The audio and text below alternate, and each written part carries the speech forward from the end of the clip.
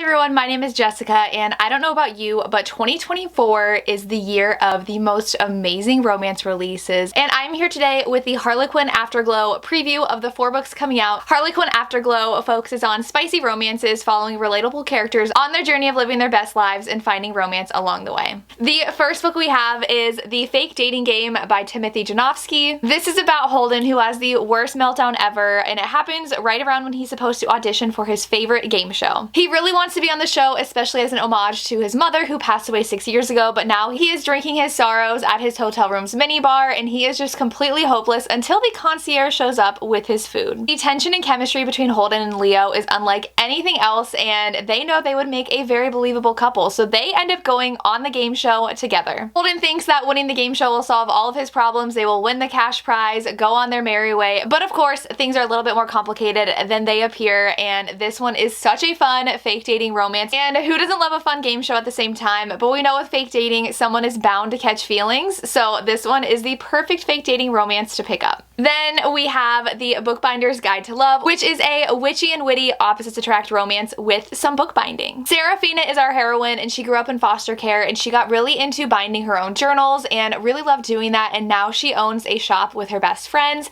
and her journals are a hit. And it is said that her journals actually manifest great things. Her mentor actually passes away and leaves her a box of antique books. His grumpy grandson shows up very suspicious of her and wanting the books back. She absolutely does not care what he thinks of her, but she definitely cares about these books and is not going to let him take them from her. She offers him a deal, spend 6 weeks in the store with her, and she will let him know different stories about his grandfather and help give him closure from the death of his grandfather. He may be very grumpy, but he's definitely very attractive, and those two end up seeing sparks fly as they spend time together in this bookshop. If you like a little bit of a witchy aspect, a grumpy hero, and some opposites attract romance, this one is definitely for you. Then we do have The Frenemy Fix-Up by Yara St. John. In this one, our heroine is a free-spirited yoga guru, and she has to take our very uptight workaholic hero and turn him from work all day to namaste. Our heroine finally gets to own her own yoga studio, and the hero is going to find himself in an early grave by working himself to the bone. He does have a health scare, so that really pushes him to think about his health and his life, and the two characters actually went to high school together, but that is the last thing they have in common. They are absolutely opposites when it comes to everything in life. They both get on each other's nerves so much, but he knows he has to take his health seriously, so they have 90 days to get him back in shape.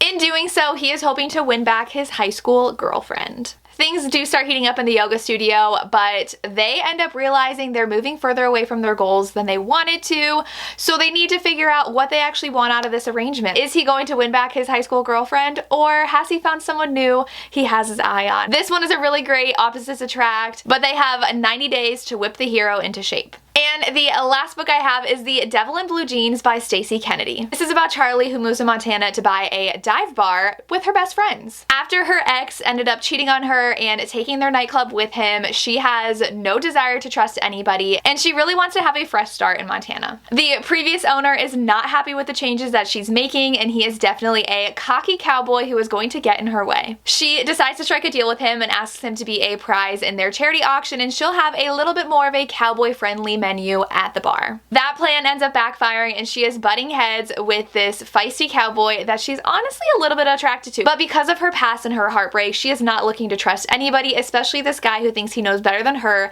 how to run her bar. But how long is she going to resist this hot cowboy who will not stop coming around and she cannot stop thinking about? This one is a really great cowboy romance set in Montana with a heroine who just really needs an escape from life and to start over, and has this brand new bar with her best friends. All of these romances follow our characters as they're trying to live their best lives, trying to figure out life, and falling in love along the way. So make sure you check out these spicy romances that are coming out from Harlequin Afterglow and pick up your next favorite romance. There are tropes for everyone, whether you want an opposites attract, you want a fake dating, you want they don't really get along but they end up falling in love along the way. Make sure you check out all these new releases coming from Harlequin Afterglow. Thank you so much for watching, and we hope you find your next favorite romance read.